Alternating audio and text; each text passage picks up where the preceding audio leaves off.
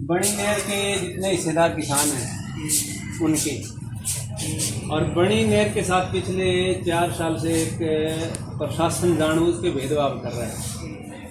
वो पूरा पानी कभी नहीं देता।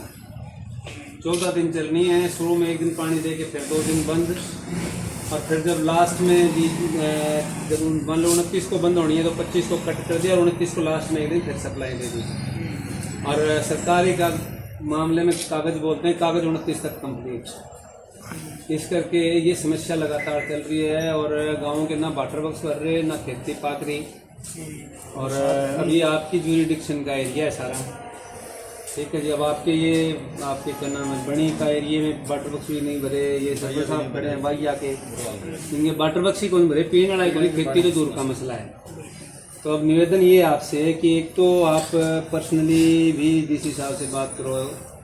ये ज्ञापन 2 हैं, एक एससी साहब के नाम है, ये आपके मार्फत नहीं दोनों, और एक डीसी साहब से, कि भी ये पानी का मसला जो है, ये हम आज तो सिर्फ आपके पास इसलिए आए कि एक बार आप बात करो। मतलब ऐसा ना हो कि हमने फिर कोई कुश्ती लड़नी पड़े, कोई पंगा हो, दे के आनी फिर आपके थ्रू ये बात, क्योंकि जाओ आप बात करो, जाओ आप बात करो। एक ये कि पिछली जो बारी चली थी अपने थोड़ा अलग से, उसमें इन्होंने ये बताया कि पीछे से हमें 200 क्यूसेक कम पानी अपनी रोड़ी पर।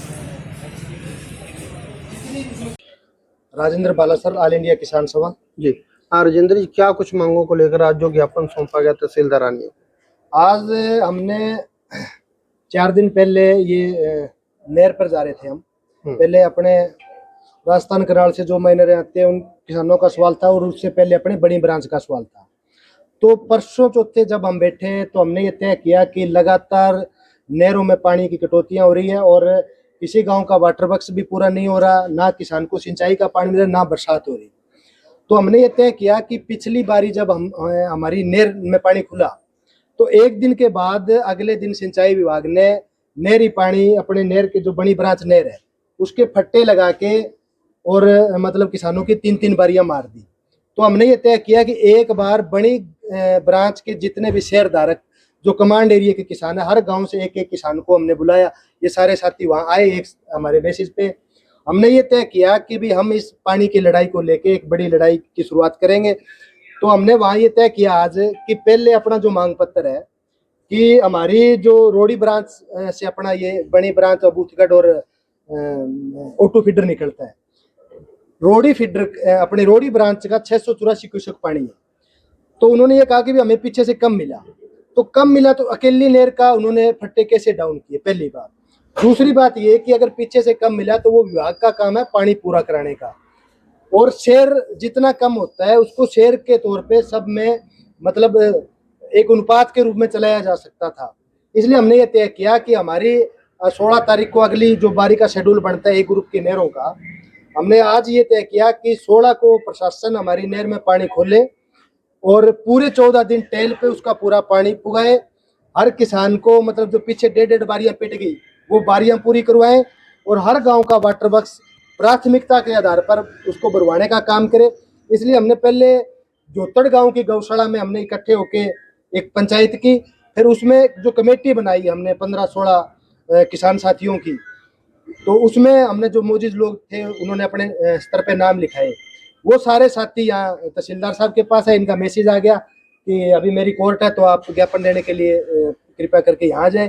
तो हम आए सारे साथी, और तहसीलदार साहब को प्रशासन को आगाह किया है कि हमारी ये डिमांड है कि नहर तय शेड्यूल पर खुले और पूरे 2 सप्ताह टेल पर पूरे पानी के साथ हर मोगे के ऊपर 9 हिस्से के साथ चले, और हर नहर की प्रॉपर सफाई हो, और जहां भी इसके तटबंध कमजोर है या कहीं मेंटेनेंस की जरूरत है तो वो नहर शुरू होने से पहले, खुलने से पहले वो टोटल मेंटेनेंस करवा के हमारा पानी पूरा कर दिया जाए। अगर ये काम तहसीलदार साहब ने कहा भी मैं इसमें आज ही डीसी साहब से बात करूंगा, एससी साहब से बात करूंगा, अगर ये नहीं होता तो फिर हम पूरे इलाके के किसानों को इकट्ठा करके एक बड़ा आंदोलन करेंगे, जिससे शासन और प्रशासन के हाथ खड़े करने का इलाके का किसान काम करे। राजेंद्र जी, हर साल इन दिनों में आके किसानों कहीं ना कहीं प्रदर्शन करने पड़ते हैं, कहीं ना कहीं ये अब पानी के लिए बार बार जो आना पड़ता है, दफ्तरों के चक्कर काटने पड़ते हैं, क्यों नहीं इसका समाधान जो किया जाता? इसका समाधान सरकार जानबूझ के नहीं करना चाहती। आप ये देखेंगे कि भाखड़ा का जो अपना इलाका है, अपना हिसार, फतेहबाद, सिरसा, कुछ इलाका जींद का, ये भाखड़ा का कमांड एरिया है। लेकिन सरकार की नीतियों के चलते, जैसे अभी चेन्नत गांव में एक बड़ा मामला हुआ था, बड़ा लोगों ने लड़के आंदोलन करके वो पानी लिया था। भाखड़ा की नहरों को सरकार पेंचर कर करके यमुना का कमांड एरिया में और कारपोरेट के पानी जो है उनके हवाले कर रहे हैं। पीछे पंजाब ने अपनी नहरों को दुरुस्तीकरण कर लिया, वो अपना प्रॉपर पूरा पानी ले रहे हैं। लेकिन हरियाणा की सरकार ने कहीं तो मेंटेनेंस नहीं किया और ना अपने पानी की कैपेसिटी बढ़ाई। बरसात आ जाती है तब तो कोई बड़ी उनको समस्या आती नहीं, फ्लड में भी इस बार पानी नहीं आया। तो ये जानबूझ के कारपोरेट के हवाले पानी को कर रहे हैं ताकि मतलब उस पानी मतलब कंपनियों को दे के वो मुनाफा कमा सके और कारपोरेट के सारा सिस्टम हवाले कर। क्योंकि किसी दौर में अपने जो बीबीएमबी है उसमें हरियाणा, पंजाब, हिमाचल, दिल्ली और राजस्थान इनका शेयर था और इनके अधिकारी वहां बैठते थे। अब तो पिछले 3-4 साल से हरियाणा का जो चीफ इंजीनियर जो सिंचाई विभाग का है उसका पद भी रिक्त पड़ा है। तो फिर भी पानी की करेगा कौन? बिल्कुल, इसलिए हम आज यहाँ इकट्ठे हुए। नहीं, आपने मेंटेनेंस और सफाई की बात की, विभाग की तरफ से तो इससे पहले सफाई हो चुकी है नहरों की। विभाग जो है ना सफाई करवा रहा है।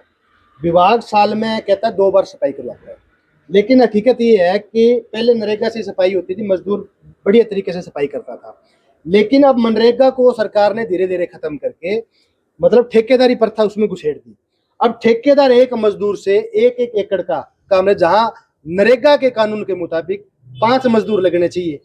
अब वो लॉसेज में 7 लाख का ठेका है, उसको ठेकेदार 5 या 4 लाख में ले रहा है, तो वो क्या करेगा? भ्रष्टाचार बड़े पैमाने पर। तो सफाई के नाम पर एक मतलब ये फॉर्मेलिटी पूरी कर रहे हैं। कितने दिनों में आपकी ये मांग पूरी होने की उम्मीद है? अभी तहसीलदार साहब ने कहा है कि भी मैं आज इस पे बात करूंगा साहब से। मांग की पूरे प्रशासन उसमें हस्तक्षेप करके पहल करेगा तो अच्छी बात है, हम उनका स्वागत करेंगे। नहीं तो मांग हल करवाने का काम इलाके का किसान करेगा। फिर आपको याद होगा, आप तमाम साथियों ने कवरेज की थी, 2015 से लेके 19 तक हमने पराली प्रेस आंदोलन खड़ा किया था कि पूरे उत्तरी भारत का आंदोलन बना। और उसके दबाव में आज जो खेती में जो इम्प्लीमेंट ये लेके आए, चाहे वो मेरा पानी मेरा विरासत है, चाहे DSR है, चाहे रूट्रावेटर है, चाहे ये अपना सुपर सीडर पर सब्सिडी लेके उस आंदोलन के दबाव, वो आंदोलन फिर इलाके का किसान खड़ा करेगा। शुक्रिया, धन्यवाद। मेरा नाम कृष्ण कुमार, रिटायर्ड प्रिंसिपल, गाँव बाइया। ये पिछले वैसे तो कई सालों से ही हमारे पानी टेलों पर तो पहुंच ही नहीं रहा। जब बारिश होती है या कोई तूफान आता है, रात को पीछे मोगे बंद हो जाते हैं, फिर तो आगे टेलों पर पानी 10 घंटे या 12 घंटे के लिए पहुंच जाता है, वरना नहीं पहुंचता। अब हमारे हालत ये है कि बाइया गांव में पानी इस बार आया ही नहीं। जब 2 हफ्ते नहर चली बिल्कुल नहीं आई। हमारे पीछे जो गांव में 3 मोगों में थोड़ा थोड़ा पानी चल रहा था, वो गांव वालों ने मिलके वो मोगे बंद करके वाटर वर्क्स में 5-6 फुट पानी बड़ी मुश्किल से डाला है। हमारे सारे टैंक खाली पड़े हैं, बिल्कुल भी पानी नहीं है, पीने का ही नहीं है, खेतीबाड़ी का तो दूर की बात है। सरकार कहीं ना कहीं हर खेत हर घर तक पानी पहुंचाने का दावा करती है। नहीं, सरकार बिल्कुल झूठ बोल रही है। जो हम बार बार SDO, एक्शन, JE इनको फोन करते हैं तो वो कोई न कोई बहाना निकालते हैं, कहते हैं पीछे से 5000 क्यूसेक पानी आना था, 3400 आया, तो क्या हमारा ही घटेगा पानी और किसी का नहीं घटता?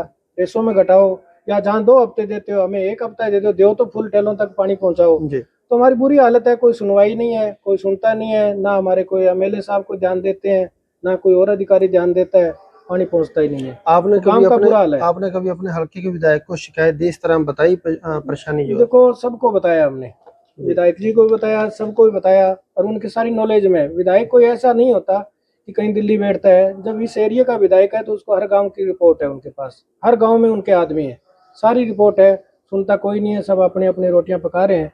किसान इस गर्मी में मर रहा है, ना पानी है, ना गाँव में वाटर वर्क्स में पानी है। मैं आपको एक सच्ची बात बताता हूँ, ढूंढियावाली का एक व्यक्ति डेली मेरे घर से पानी लेके जाता है, और वो पानी लेडीज आती है उसके साथ और वो लेके जाते हैं, मेरे खेत से पानी लेके जाते हैं। पानी की ये हालत है, हमारे वाटर वर्क्स में पानी है ही नहीं। क्या लगता है कहीं ना कहीं इस एरिया के किसानों के साथ भेदभाव हो रहा है? देखो भेदभाव तो मेरे को तो ये लगता है कि पूरे किसानों के साथ ही हो रहा है। इस एरिया क्या, पूरे एरिया के साथ, किसानों के सभी जगह हो रहा है भेदभाव। किसानों की कोई सुनवाई नहीं है।